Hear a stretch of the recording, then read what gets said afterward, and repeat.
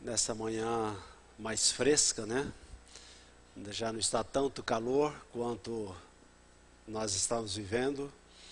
E eu queria que você, não sei se você vai conseguir ler, se você conseguir ler, tudo bem, eu vou usar a versão da NVT, e começando em Filipenses capítulo 1, a partir do versículo 27, é que nós vamos estar olhando agora, para a nossa meditação nessa manhã.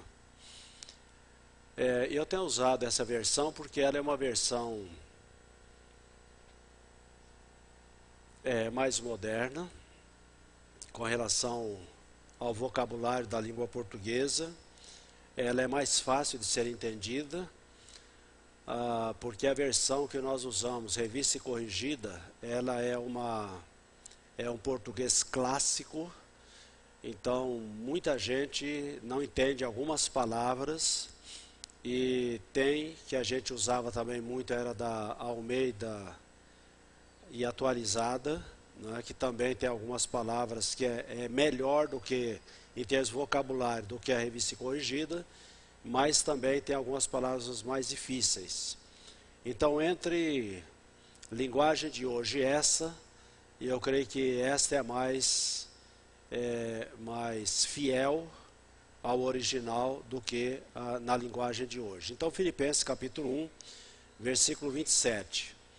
O mais importante é que vocês vivam em sua comunidade de maneira digna das boas novas de Cristo.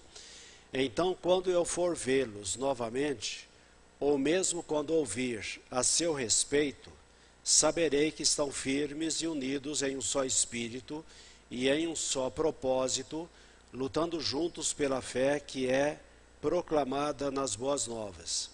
Não se deixe intimidar por aqueles que se opõem a vocês. Isso é um sinal de Deus, de que eles serão destruídos e vocês serão salvos, pois vocês receberam o privilégio não apenas de crer em Cristo, mas também de sofrer por Ele. Estamos juntos nessa luta. Vocês viram as dificuldades que enfrentei no passado e sabem que elas ainda não terminaram. O apóstolo Paulo, deixa eu dar uma olhada aqui, eu estou sentindo meio frio aqui na frente, deixa eu ver onde está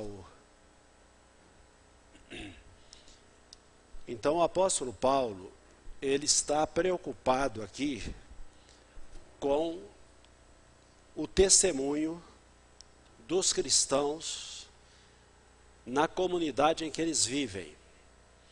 Não é a comunidade igreja, não é o nosso ambiente, não é o local onde nós nos encontramos ou quando nós estamos convivendo, mesmo fora do ambiente de culto, com os nossos irmãos. Não é essa a preocupação de Paulo.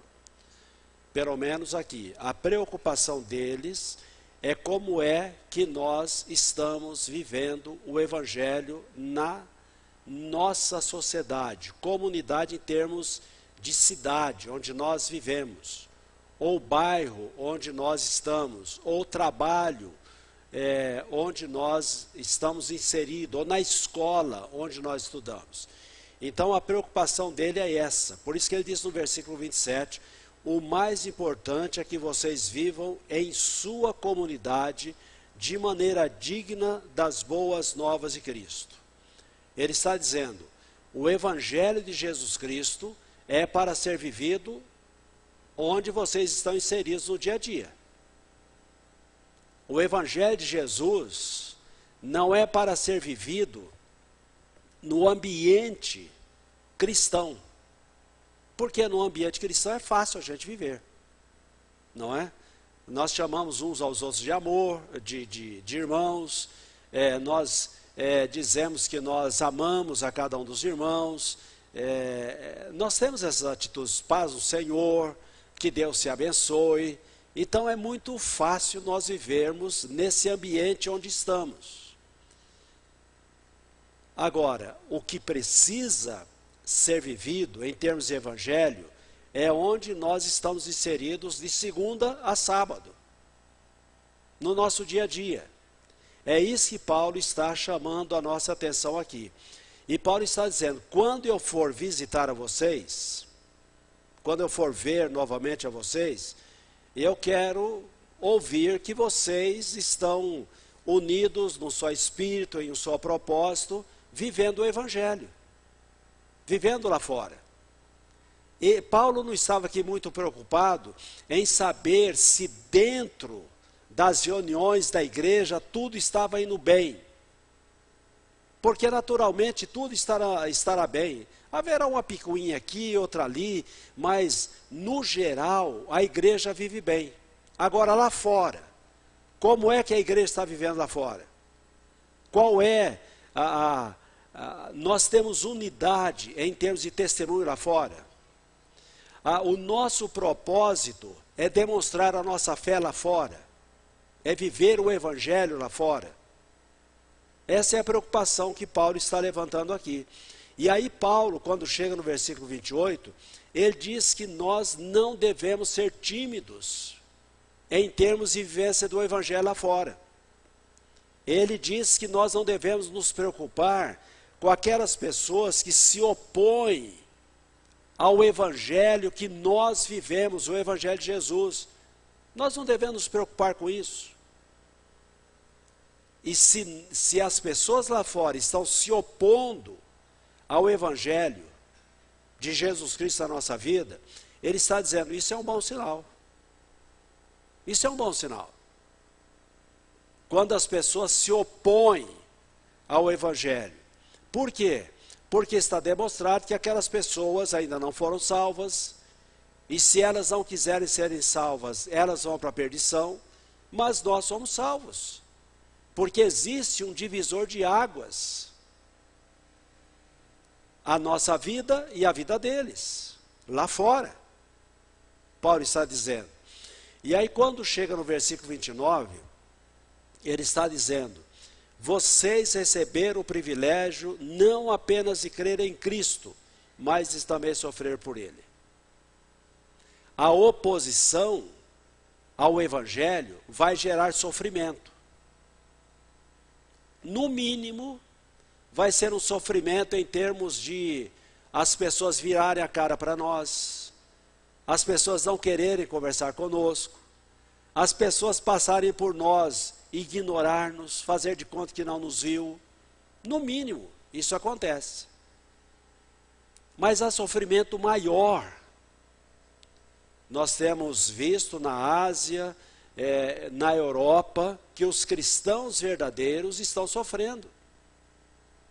Não apenas por causa da destruição dos locais onde eles se reúnem, mas muitos deles estão sendo aprisionados, muitos deles têm sido açoitados, muitos deles têm sido presos, muitos deles têm perdido os bens que eles possuem por causa do evangelho. Eles estão sofrendo.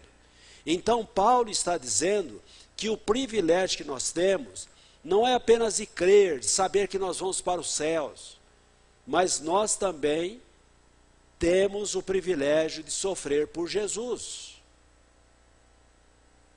Eu sei que nós queremos é ter paz, nós queremos é viver o evangelho, todo mundo gostar, todo mundo aplaudir, todo mundo falando bem de nós. Nós gostaríamos que fosse dessa maneira.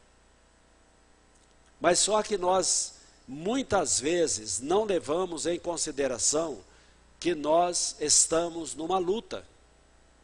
Numa luta. É Jesus e Satanás. E se nós temos a Jesus, nós vamos sofrer. Nós temos que lembrar disso. Porque quem tem Jesus vai viver a pessoa de Jesus lá fora. Não tem como esconder isso, não é? E aí, termina o versículo 30 dizendo, estamos juntos nessa luta. Estamos juntos. Não tem como a pessoa que é de Jesus Cristo não está junto nessa luta. Não tem como a gente dizer, não, olha, eu estou fora. Não tem como. É a mesma coisa de uma família. Numa família, quando nós estamos sendo pressionados, e às vezes até sofrendo, por causa de sermos daquela família, os nossos irmãos não nos deixam sozinhos nessa hora. Por mais dificuldade que nós tenhamos no nosso relacionamento do dia a dia. Mas a hora que a nossa família é atacada, aquele que está sendo atacado vai receber a solidariedade daquele que não está sendo atacado ainda. Pessoalmente. Mas ele está sendo atacado porque a família dele está sendo atacada. E ele vai lá em socorro daquele que está sendo atacado. É isso que Paulo está dizendo. Nós estamos juntos nessa luta. Nós não estamos separados. Talvez aquela palavra que Mardoqueu falou para a sua sobrinha, que se ela não fizesse nada para livrar o povo judeu da morte, que ela não pensasse que ela ia ficar de fora. Não, ela ia sofrer também do mesmo jeito, porque ela era da nação dos judeus, ia sobrar para ela também. Então a ideia aqui é que nós estamos juntos nessa luta. E Paulo continua dizendo, vocês viram as dificuldades que enfrentei no passado e sabem que elas ainda não terminaram. Paulo está dizendo, olha, eu sofri no passado por causa do Evangelho e eu continuo sofrendo. A luta não terminou, ela continua. Então lembra bem, se você faz parte da igreja do Senhor Jesus, se você tem a Jesus como Senhor e Salvador da sua vida, nós estamos juntos. E precisamos lutar juntos. Se você não luta junto, você é um desertor, ou você nunca fez parte da igreja do Senhor Jesus. Você nunca conheceu a Jesus como Senhor e Salvador da sua vida. Nós estamos juntos. Então, isso Paulo está dizendo com relação a nós estarmos fora. Opa, estou sem internet aqui, gente.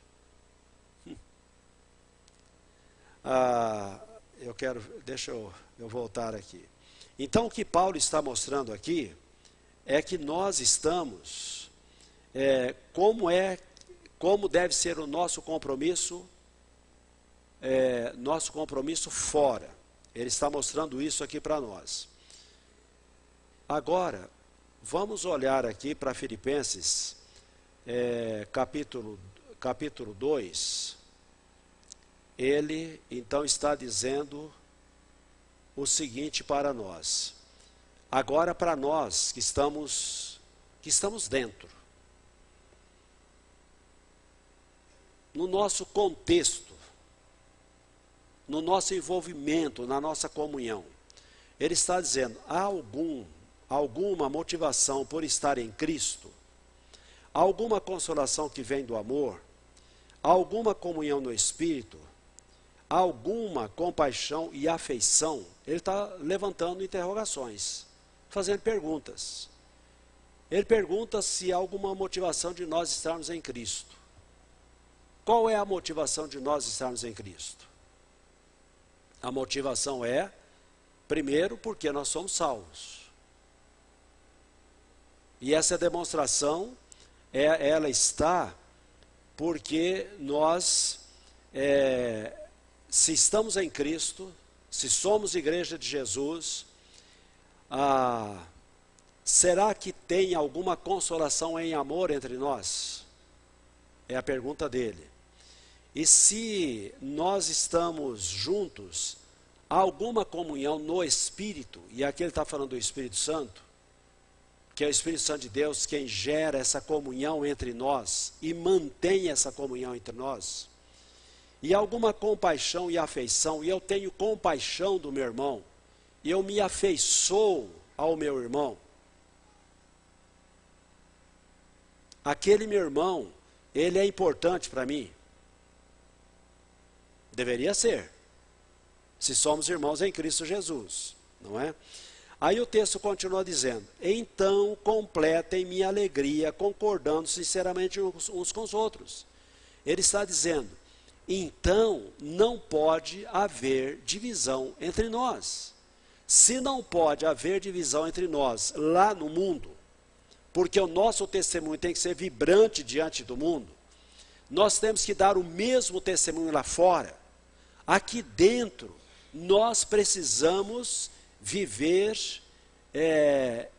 em acordo.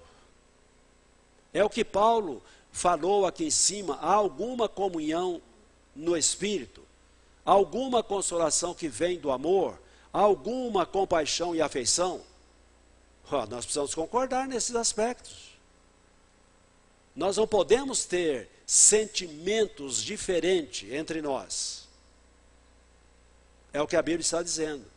Aí ele continua dizendo, amando-se mutuamente e trabalhando juntos com a mesma forma de pensar em um só propósito. O que é amar mutuamente? Não é só eu receber amor, mas eu tenho que dar amor também. Vocês me amam, eu amo a vocês. Não é uma troca que Paulo está dizendo aqui. Ele está dizendo que isso deve ser normal, natural. Esse amor de uns para com os outros.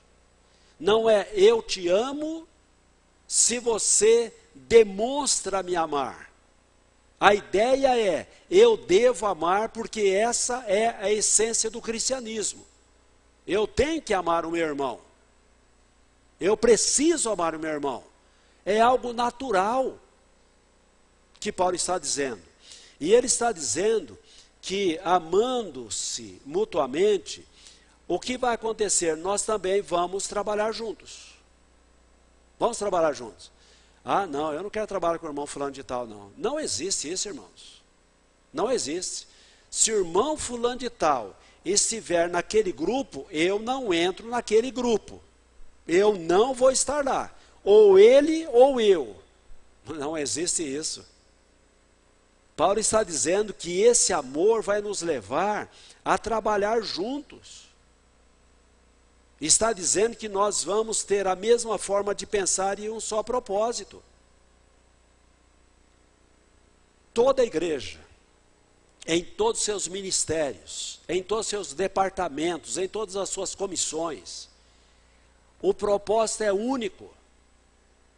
E por esse motivo nós temos que ter apenas uma só forma de pensar, para que o propósito seja único. Qual é o propósito?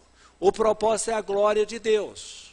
O propósito é a edificação dos meus irmãos. O propósito é ganhar gente para Jesus. Porque se eu não pensar dessa forma, eu vou ter propósito diferente. Esse propósito poderá agradar a mim, me encher de orgulho, porque aquilo que eu queria deu certo, mas eu poderei estar esmagando o meu irmão, e eu poderei estar mandando para o inferno alguém que poderia conhecer a Jesus, por causa do meu orgulho. Isso poderá estar acontecendo. Então, por isso que Paulo está dizendo que nós devemos trabalhar juntos, com a mesma forma de pensar e em um só propósito. O propósito da vida cristã é glorificar a Deus. E para glorificar a Deus, eu preciso amar o meu irmão e eu preciso ter compaixão do próximo, daquele que ainda não tem a Jesus. Esse é o meu propósito. O resto é resto. Nós temos que lembrar disso. Se nós não tivermos essa consciência, nós vamos ficar lutando aqui entre nós. E Deus não nos chamou para isso. E aí continua a palavra. Não sejam egoístas, nós já falamos aqui de orgulho. Não sejam egoístas, nem tentem impressionar ninguém. Sejam humildes e considerem os outros mais importantes que vocês. A inveja, o egoísmo, o objetivo é impressionar os outros. Impressionar os outros. E nós, quando queremos impressionar os outros, nós queremos impressionar naquilo que nós não somos. Nós impressionamos os outros por aquilo que nós temos. E eu tenho roupa bonita, e eu tenho um calçado bonito, e eu tenho uma casa bonita, e eu tenho um carro bonito, e eu tenho um carro possante, e eu tenho dinheiro no banco, você não tem, e eu tenho amizade com aquele fulano de tal, que ele é conhecidíssimo, você não tem amizade com ele. Isso é inveja, isso é orgulho. E a palavra de Deus está dizendo que nós não devemos agir assim. Não sejam, a Bíblia está dizendo, não sejam. Mas ela está dizendo, sejam o quê? Humildes. A humildade faz com que aquele que se veste bem, que tem condições de se vestir bem, ele vai se relacionar com aquele irmão que não tem condições de ter roupa boa como eu tenho. Eu tenho um salário bom, ou tenho rendimentos bons, que eu tenho dinheiro, eu não vou ignorar o meu irmão que ganha apenas um salário mínimo. Eu vou me relacionar com ele. Da mesma forma como eu converso com aquelas pessoas que têm a mesma condição social minha, eu vou ter com aquele irmão que tem uma condição social diferente da minha. É isso que Paulo está dizendo. Isso é igreja. Fora disso não é igreja. Então ele diz, considere os outros mais importantes que vocês. Se nós nos considerarmos dessa maneira, como é bom. Eu me lembro de um irmão, Silas Guimarães, um pedreiro, um irmão simples. Ele foi professor de EBD durante anos. Tinha gente que tinha formação educacional muito melhor do que ele. Mas aquele irmão tinha vida. E na sua simplicidade, ele sabia ensinar princípios da palavra. E não somente isso, ele sabia viver. E por esse motivo, aqueles que tinham uma educação melhor do que ele, porque ele não teve privilégio para os bancos escolares, tinham um relacionamento muito bom com ele. Essa última vez, agora que eu fui em Birigui, fui no culto da igreja lá veio o irmão Silas. Veio lá me cumprimentar, me dar um abraço. Aquele irmão simples, hoje aposentado, não pode trabalhar mais por causa da velhice. Mas está lá, no meio da igreja, todo mundo amando aquele irmão. Isso é igreja. Considere os outros mais importantes que você. E aí continua. Não procurem apenas os próprios interesses, mas preocupem-se também com os interesses alheios. Tem gente que quer só ser servido. Quando ele está doente, ele quer que todo mundo liga para ele, ou todo mundo manda mensagem para ele. Quando ele está passando por dificuldades, ele quer que todo mundo tenha dó dele. Que todo mundo vá lá, meu irmão, como é que você está? Mas quando os outros estão numa situação dessa, ele não manda mensagem, ele não telefona, ele não pergunta se o irmão está bem ou não está bem. Ele não faz nada. Aqui está dizendo que não é para nós procurarmos os nossos próprios interesses, mas também os interesses dos outros. Igreja, amados irmãos, é isso. Isso é igreja. É isso que a Bíblia está dizendo que nós devemos, como nós devemos agir. E terminando, versículo 5 diz: tenham a mesma atitude demonstrada por Cristo Jesus. Ele é o nosso exemplo. Por isso que a Bíblia, lá em Hebreus, ela insiste, olhando para Jesus, autor e consumador da nossa fé. Eu tenho que olhar para Jesus, porque Ele é o meu padrão, e eu tenho que fazer a mesma coisa que Jesus fez. Verdade é que eu não consigo fazer isso por mim mesmo. Por imitação a Jesus, eu vou ter dificuldade de imitá-lo. Mas se Jesus mora dentro de mim, eu tenho o Espírito Santo de Deus. E o Espírito Santo de Deus é quem me capacita a ter uma vida assim, conforme o que nós já vimos. Como tenho que viver lá fora, lá no mundo, a Bíblia está dizendo que eu tenho que lutar pelo mesmo propósito, tenho que ter o mesmo pensamento, para que nós juntos testemunhemos de Jesus lá fora. Glorifiquemos a Deus lá fora. E entre nós, nas nossas reuniões, nos nossos relacionamentos, nós precisamos ser pessoas que mantenham a comunhão da mesma maneira como Jesus diz que nós devemos manter. Amém? Senhor Deus e Pai, nós queremos te louvar e te engrandecer, porque no Senhor nós temos a vida abundante que Jesus nos trouxe através da sua grande salvação. E o desafio que temos, ó Deus, é de vivermos essa vida lá fora, para que atraiamos pessoas para Jesus, para que pessoas sejam salvos. Para isso precisamos cuidar do nosso testemunho lá fora, e também precisamos cuidar do nosso relacionamento como igreja, de uns para com os outros, para que aqui, ó Deus, nós vivamos em amor, para que não haja inveja, egoísmo, para que não queiramos ser mais do que o outro, mas estarmos no mesmo posicionamento.